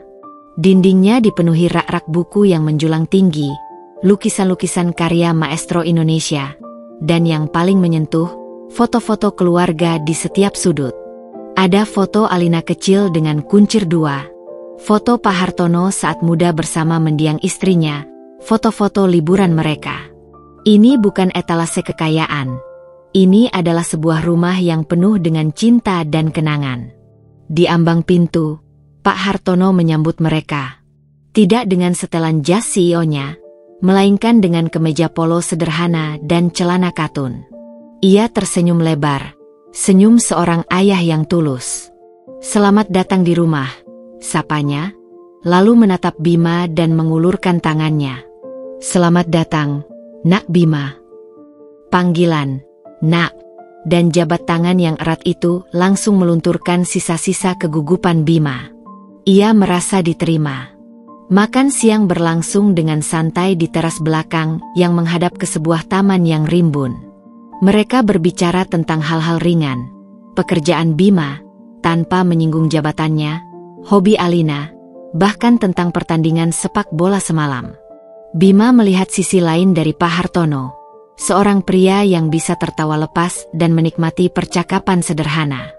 Ia juga melihat interaksi antara Alina dan ayahnya, penuh dengan kehangatan dan canda tawa yang belum pernah ia saksikan sebelumnya. Setelah makan siang, Pak Hartono menatap Bima dengan tatapan yang lebih serius, namun tetap ramah. "Bima, mau temani saya minum kopi di ruang kerja?" ajaknya. "Ada beberapa hal yang ingin saya bicarakan denganmu, dari hati ke hati." Jantung Bima berdebar sedikit, tapi ia mengangguk. Alina memberinya senyum yang menenangkan sebelum membiarkan kedua pria penting dalam hidupnya itu berjalan menuju ruang kerja ayahnya. Ruang kerja itu sama seperti bagian rumah lainnya, dipenuhi buku dan kenangan. Mereka duduk di sofa kulit yang nyaman. "Saya tahu," Pak Hartono memulai, "semua ini pasti sangat mengejutkan bagimu. Dan saya ingin minta maaf jika cara putri saya menjaga rahasianya telah membuatmu berada di posisi yang sulit." "Tidak apa-apa, Pak. Saya mengerti alasannya," jawab Bima tulus. Pak Hartono tersenyum. "Alasan itu adalah kamu, Bima. Alina menginginkan cinta yang tulus, dan kamu memberikannya. Sebagai seorang ayah, tidak ada hal lain yang lebih saya syukuri daripada itu. Terima kasih sudah menjaga putri saya dengan begitu baik." Pujian yang tulus itu membuat Bima merasa terharu. "Sekarang," lanjut Pak Hartono, nadanya menjadi lebih tegas namun tetap kebapakan, "saya ingin meluruskan sesuatu. Saya dengar dari Alina kamu khawatir tentang posisimu di perusahaan. Kamu takut orang akan meremehkan hasil kerjamu." Ia mencondongkan tubuhnya ke depan, menatap Bima lurus di mata. "Bima, saya ingin kamu tahu ini. Saya sudah mengamati kinerjamu jauh sebelum saya tahu kamu memiliki hubungan dengan Alina. Namamu sudah beberapa kali muncul dalam laporan sebagai manajer muda yang berpotensi. Kamu berada di posisimu sekarang karena kemampuan dan integritasmu, bukan karena nama belakang istrimu. Jangan pernah biarkan siapapun, termasuk dirimu sendiri, meragukan fakta itu." Validasi dari sang CEO, yang disampaikan secara pribadi, terasa seperti sebuah beban berat yang terangkat dari pundak Bima. "Mengenai masa depan," tambah Pak Hartono, "aku tidak akan memberimu jalan pintas. Itu akan menghinamu dan putriku. Tapi pintu rumah ini dan pintu ruanganku selalu terbuka untukmu. Anggap aku bukan sebagai CEO, tapi sebagai mentor, dan sebagai ayah. Teruslah bekerja keras, dan buktikan pada semua orang bahwa mereka salah jika meremehkanmu." Saat Alina kembali bergabung dengan mereka beberapa saat kemudian, ia melihat perubahan besar pada diri suaminya. Wajah Bima tampak lebih ringan, lebih percaya diri, dan penuh dengan semangat baru. Perjalanan pulang terasa jauh lebih ringan. Bima bukan hanya telah bertemu dengan seorang CEO, ia telah diterima oleh seorang ayah. Ia tidak merasa kehilangan identitasnya. Sebaliknya, ia merasa identitasnya sebagai seorang profesional, sebagai seorang suami, dan kini sebagai seorang menantu, telah diteguhkan. Ia menatap Alina yang bersandar di bahunya. Babak baru dalam hidup mereka telah resmi dimulai, bukan dengan ketakutan atau keraguan, tetapi dengan fondasi kokoh yang dibangun di atas kejujuran, rasa hormat, dan cinta yang telah teruji. Senin pagi, Bima melangkah masuk ke lobi kantor Nusantara Jaya Group dengan perasaan campur aduk. Seperti yang ia duga, kehadirannya seketika menghentikan semua percakapan. Bisikan dan tatapan mata mengikutinya hingga ke lift. Namun, yang ia rasakan bukanlah cemoohan, melainkan aura canggung yang dipenuhi rasa segan. Rekan-rekannya yang biasa menyapa dengan santai kini tampak ragu-ragu, sementara Pak Dirga, atasannya, menghampirinya dengan senyum yang sulit diartikan. "Pagi, Bima. Lupakan semua gosip, laporan kuartal sudah menunggu di mejamu," katanya, sebuah isyarat bahwa di ruang kerja ini, profesionalisme tetap yang utama. Bima merasa lega. Ia sadar, meski statusnya telah berubah permanen, Integritas kerjanya adalah satu-satunya hal yang bisa ia kendalikan. Siang harinya, sebuah pesan singkat dari ayahnya masuk. Pesan itu memberitahukan bahwa Ibu Ratih masih mengurung diri di kamar, diliputi rasa malu yang begitu dalam hingga menolak bertemu siapapun. Ada sedikit rasa sedih di hati Bima, namun badai itu kini terasa benar-benar telah usai. Kembali menatap layar komputernya, Bima melihat foto pernikahan mereka yang ia jadikan wallpaper. Kekuatan sesungguhnya bukan datang dari nama Wijoyo, melainkan dari cinta dan kepercayaan wanita di foto itu. Beberapa minggu berlalu, kehidupan Alina dan Bima perlahan menemukan ritme barunya. Gema dari malam gala dinner telah mereda, berganti menjadi status quo yang baru. Bima, dengan dukungan penuh dari Alina dan Pak Hartono, berhasil melewati masa transisi di kantornya dengan kepala tegak.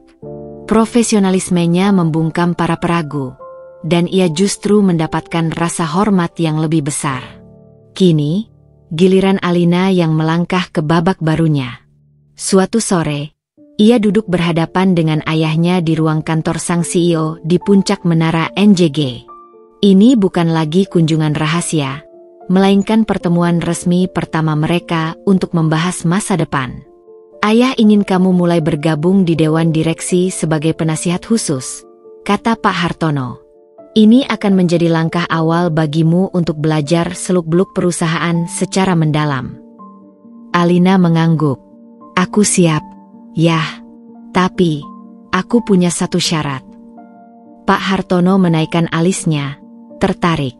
Aku tidak ingin hanya menjadi bayangan ayah. Aku ingin membangun sesuatu yang menjadi warisanku sendiri di dalam perusahaan ini, jelas Alina. Aku ingin memimpin divisi CSR dan membangun sebuah yayasan baru di bawah NJG. Yayasan yang fokus pada beasiswa pendidikan seni dan desain untuk anak-anak berbakat dari keluarga kurang mampu.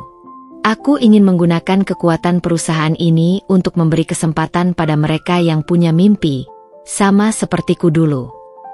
Pak Hartono menatap putrinya dengan tatapan bangga yang meluap. Alina bukan hanya ingin mewarisi, ia ingin memberi. Malam itu, Alina menceritakan rencananya pada Bima saat mereka bersantai di balkon apartemen mereka, yang akan segera mereka tinggalkan untuk pindah ke rumah baru. Bima mendengarkan dengan antusias, memberikan masukan dan dukungan penuh. Mereka kini adalah tim sejati, merencanakan masa depan bersama. Di tengah kebahagiaan itu, Bima menghela napas pelan. Ayahku bilang, ibu masih belum banyak berubah. Beliau masih sangat terpukul dan jarang keluar kamar. Hening sejenak. Alina menatap lampu kota yang berkelip di kejauhan. Luka yang disebabkan oleh ibu mertuanya memang dalam, namun ia sadar, kebencian hanya akan menjadi beban.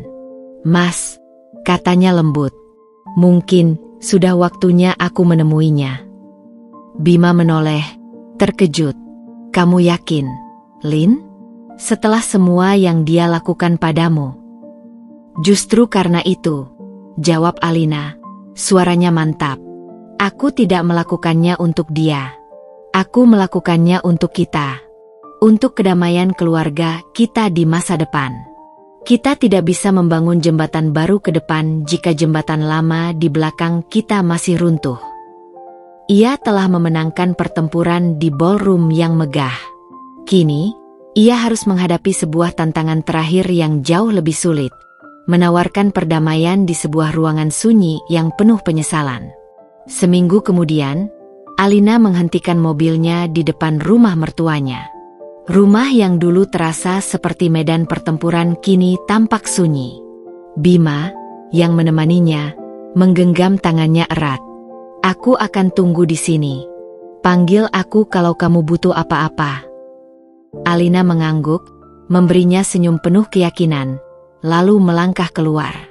Pintu dibuka oleh Pak Aditama. Wajahnya tampak lelah, namun ada sorot kelegaan saat melihat Alina. Terima kasih sudah datang, nak, bisiknya. Ibumu ada di kamarnya. Alina berjalan menyusuri lorong yang familiar menuju kamar tidur utama. Pintunya sedikit terbuka. Di dalamnya, ia melihat Ibu Ratih duduk di tepi ranjang. Tak ada lagi gaun mewah atau perhiasan berkilau. Ia hanya mengenakan daster sederhana, rambutnya tergerai tanpa ditata, wajahnya pucat tanpa riasan. Ia tampak rapuh, seorang wanita yang telah kehilangan seluruh baju zirahnya. Saat melihat Alina di ambang pintu, Ibu Ratih tersentak. Ada kilat ketakutan di matanya, sebelum akhirnya ia menunduk dalam, tak sanggup menatap wajah menantunya. Alina masuk dengan perlahan, membawa sebuah nampan kecil berisi 2 cangkir teh hangat yang tadi ia siapkan. Ia meletakkannya di meja. "Saya datang bukan untuk membahas masa lalu, Bu," kata Alina lembut, memecah keheningan. Kelembutan itu justru meruntuhkan pertahanan terakhir Ibu Ratih.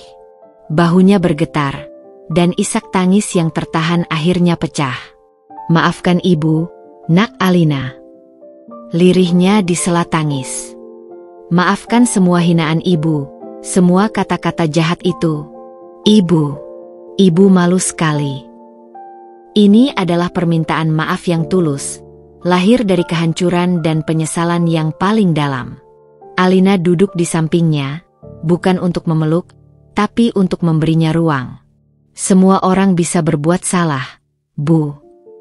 Tapi kesalahan Ibu sudah fatal," isaknya. Alina menatapnya dengan tenang. "Masa lalu tidak bisa diubah, tapi masa depan masih bisa kita tulis ulang." Ia mendorong secangkir teh ke arah mertuanya. "Mari kita mulai lagi dari awal, Bu. Demi Mas Bima, demi cucu-cucu Ibu kelak." Tawaran masa depan, bukan pengampunan masa lalu, adalah sebuah anugerah yang tidak disangka-sangka oleh Ibu Ratih. Ia mengangkat wajahnya yang basah oleh air mata, dan untuk pertama kalinya, ia menatap Alina dengan pandangan yang benar-benar baru, penuh rasa terima kasih dan kekaguman. 1 tahun kemudian, di sebuah rumah yang asri dengan halaman belakang yang luas, tawa riang terdengar. Pak Hartono sedang memangku cucu laki-lakinya yang berusia 3 bulan, sementara Bima dengan terampil memanggang sate di panggangan. Alina, yang kini memimpin Yayasan Wijaya dengan cemerlang, keluar dari dapur membawa semangkuk salad. Perutnya yang kembali membuncit menandakan kebahagiaan kedua yang akan segera tiba. Ia tersenyum melihat pemandangan di hadapannya. Di sudut taman, duduk di sebuah kursi rotan, adalah Ibu Ratih. Ia tidak lagi mengenakan pakaian glamor, melainkan blus batik sederhana. Ia sedang sibuk merajut sebuah selimut bayi mungil berwarna biru. Saat melihat Alina, ia tersenyum, senyum tulus yang kini sering menghiasi wajahnya. Hubungan mereka tidak langsung menjadi sempurna. Namun perlahan tapi pasti, sebuah jembatan baru yang kokoh telah terbangun di atas reruntuhan masa lalu. Malam itu, setelah semua orang pulang, Alina dan Bima berdiri di teras rumah mereka, menatap bintang. Bima memeluk istrinya dari belakang, tangannya dengan lembut mengusap perut Alina. "Siapa sangka perjalanan kita akan seperti ini?" bisik Bima. Alina tersenyum, menyandarkan kepalanya di dada suaminya. "Aku tidak akan mengubah satu hal pun, karena semua jalan itu membawaku kepadamu." Mereka telah melewati badai hinaan, kebohongan, dan pertarungan status. Namun pada akhirnya, mereka menemukan bahwa rumah yang sebenarnya bukanlah sebuah bangunan megah atau nama keluarga yang besar. Rumah yang sebenarnya adalah tempat di mana cinta diterima tanpa syarat, di mana kejujuran menjadi fondasi, dan di mana dua hati bisa kembali pulang untuk menemukan kedamaian. Dan dipelukan satu sama lain, mereka telah menemukan rumah itu.